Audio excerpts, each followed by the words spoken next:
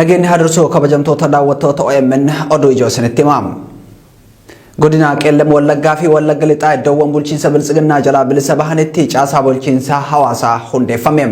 Ajajaan olaanaa waraana bilisummaa Oromoo Marroo Dirribaa iddoowwan bulchiinsa Bilisiginnaa jalaa bilisa bahanitti uummata waliin marii taasiseen lafa bilisooman irratti seera dhabdummaan akka hin babal'annee fi hegereen Oromiyaa gaafii keessa akka hin seenneef uummanni Oromoo naannoo isaa akka tikfatu dhaameeti jira.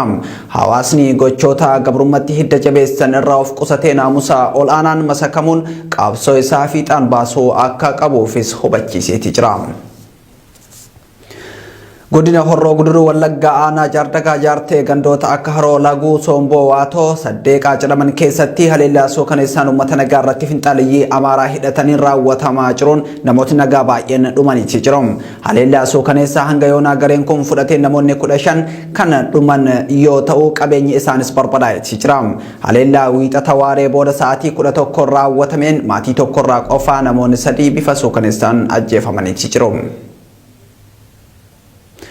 Tokkummaan hawaasa Oromoo biyya Kaanaadaa xalayaa ministeera muummee biyyattii Justin Trudeau barreessaniin mootummaa Kaanaadaaf hawaasni addunyaa ajjeechaa Itoophiyaa keessatti dhalattoota Oromoo irratti raawwatamaa jiru akka dhaabsaniif gaafate. Mootummaan Itoophiyaa lammiilee nagaa ofittisuu hin dandeenye ajjeesaa jira kan jedhu xalayaan kun mootummaan Kaanaadaa fi hawaasni addunyaa yaaddoo ibsachuu qofa osoo hin taane Itoophiyaa keessatti nageenyi lammiilee nagaa akka eegamuuf gahee isaanii bahuu qabu jedha.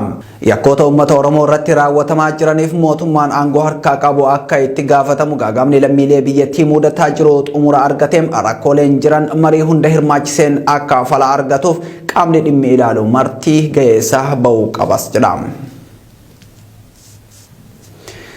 Gama biroon waldaan hawaasa Oromoo kaaba Ameerikaa hiriira guddaa jechaa fi yakkoota Oromiyaa keessatti uummata Oromoo mudataa jiran balaaleffatuu qopheessaati jira. Hiriira guddaa muddee 9 bara 2021 magaalaa Washington DC'tti geggeeffamu kana irratti dhalattoonni Oromoo guutuu biyya Ameerikaa keessa jiraatan hirmaachuun uummata isaaniif sagalee akka ta'an bakka buutonni waldaalee hawaasaa fi koreen qindeessituu hiriirichaa yaamicha dhiyeessaniiti jiru. Walwaraansi Itoophiyaa keessaa gara gocha duguggaa sanyiitti deemuu danda'a jedhan miseensi koongirensii Ameerikaa Seneetar Chris Coons.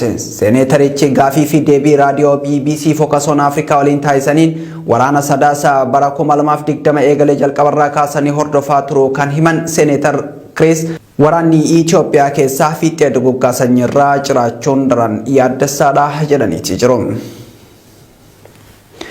Ameerikaa fi United Kingdom dabalatee biyyoonni 6 hidhaa sabummaa irratti hundaa'ee Itoophiyaa keessatti deemaa jira jechuun ibsa waloo baasuu isaanii hordofee Itoophiyaan Ameerikaa